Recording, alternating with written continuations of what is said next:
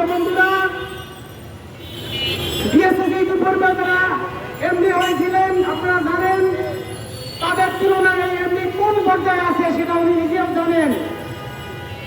অনুরোধ করছি ওনার সাথে যারা কামচাগিরি করতেছেন তাদেরকে আপনারা একটু বুঝান ওনাকে, কিন্তু বলেন ঢাকা সাংবাদিক ইউনিয়ন এবং বাংলাদেশ ফেডারেল সাংবাদিক ইউনিয়ন জিনিসটা কি। উনি কিন্তু এটা জানে না, না জেনেই উনি আমাদের সাথে বিরোধিতা শুরু করেছেন। অত্যন্ত দুঃখের সাথে বলতে হয়, এই লোকটাকে আমি যেমন এখন বন্ধু চিনি না, আমি খবর দিয়েছি, উনি খোঁজ নিয়েছেন বিএফএস প্রেসিডেন্ট কে আপনারা আমাকে চিনেন, এটা আমি জানতে পেরেছি। অর্থাৎ যে সাংবাদিক বিএফএস প্রেসিডেন্টকে চেনে না এবং বিএফএস প্রেসিডেন্ট তাকে চেনে না, সে এই ভবনে এমনি হয় কি করে, এটাই আমার প্রশ্ন সরকারের কাছে। এই লজ্জা নিয়ে আমরা এখান থেকে আজকে বিদায় হব। কয়েকদিনের মধ্যে আমরা একটি কঠোর কর্মসূচি ঘোষণা করবো ইনশাআল্লাহ। এই কর্মসূচিতে আপনারা একত্র হবেন।